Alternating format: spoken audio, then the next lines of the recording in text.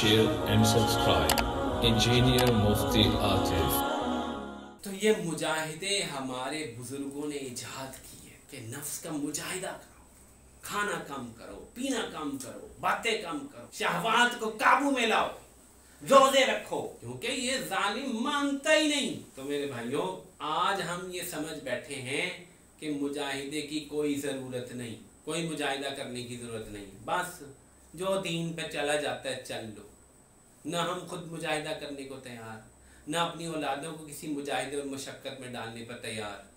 جو جس کا دل چاہتا ہے وہ ہم کھانے کو پیش کریں، جو وہ کہتا ہے وہ ہم دے، جو وہ مانگتا ہے وہ دے، جیسے وہ سرکشی کرتا ہے ہم کہتے ہیں ٹھیک۔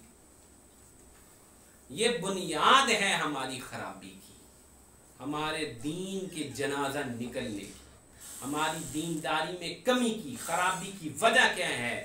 ہم نے نفس کو راحتیں پہنچانے کا عزم کر رکھا ہے، اور ہم اپنے اختیار سے بھی نفس کو کسی قسم کا کوئی مجاہدہ کروانے کو تیار نہیں، اور اس سے بڑھ کر ہم نے ہر قسم کی انٹرٹینمنٹ اپنے نفس کو فراہم کر رکھی ہے۔ انٹرٹین کرتے ہیں نفس کو بہت زیادہ، سارے کر رہے ہیں، میں بھی کر رہا ہوں، آپ بھی کر رہے ہیں۔ تو کیسے ہم دین پہ چلیں گے بھائی؟ اتنا زیادہ یہ نفس سرکش ہے، کیسے چلیں گے؟ آپ بتاؤ کیا حل ہے اس کا؟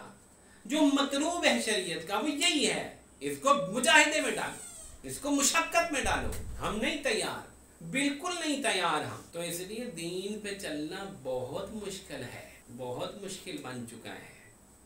جو ترتیب اللہ تعالی نے سیٹ کی تھی وہی ترتیب لگے گی تو دین پہ چلنا آسان ہوگا۔ میں اس کی بڑی ایک آپ کو سادہ سی مثال دے دیتا ہوں۔ تبلیغی جماعت میں نکلنا، اس میں آپ نے دیکھا ہوگا جو تبلیغی جماعت میں نکلتا ہے وہ نمازی بن جاتا ہے، روزہ نفلیں شروع کرتا ہے۔ اس میں اصل دو چیزیں ہیں، ایک تو نیک لوگوں کی صحبت میسر ہوتی ہے، دوسرا اس میں اصل جو ہڈن پوائنٹ ہے وہ نفس کا مجاہدہ ہے۔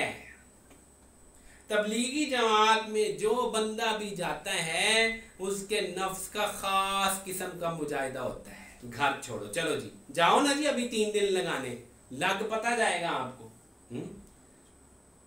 کل مجھے ایک ساتھی ملا، وہ کہتا ہے جی پچھلی گرمیوں میں ہماری 7 شریف تشکیل تھی جون میں، کہتا ہے جی وہاں کوئی ٹیمپریچر تھا، کوئی گرمی تھی وہاں پہ، اور بجلی تو تھی ہی نہیں وہاں پہ۔